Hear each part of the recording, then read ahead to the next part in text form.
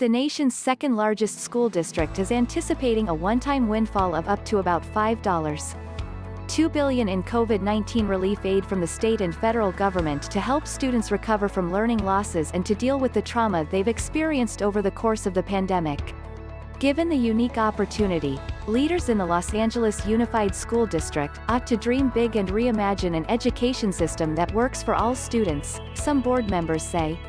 At the same time, a coalition of local community and civil rights organizations is calling on district officials to ensure that any recovery plan is equitable, with input from students of color and their families, many of whom have felt the brunt of the pandemic's impact.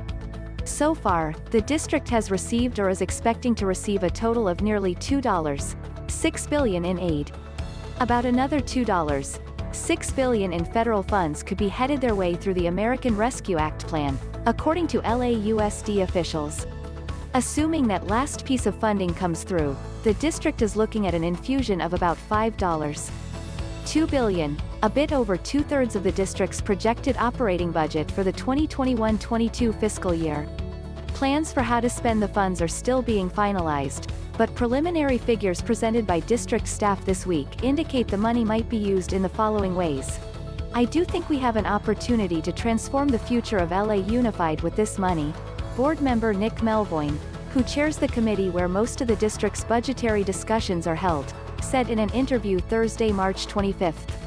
He noted that some of the funds will go toward reimbursing the district for expenses it took on early in the pandemic to support students and their families. That said, he believes there remains a real opportunity to think differently about how to support schools. Similar sentiments were expressed during a meeting this week, where several school board members suggested seizing the moment to make bold changes to the education system in Los Angeles. Board member Jackie Goldberg said while the district must be mindful not to spend one-time dollars on ongoing expenses, she'd like some of the funds to go toward new initiatives and wild and crazy ideas that teachers and administrators may have for transforming education. We very rarely, if ever, will have this amount of money again over a 3-year period, and it's the time to say, let's take some risks, Goldberg said. Alison Yoshimoto-Towery, the district's chief academic officer, agreed this moment could be an opportunity to think about education differently. This is an opportunity not just for more, but also for different, she said.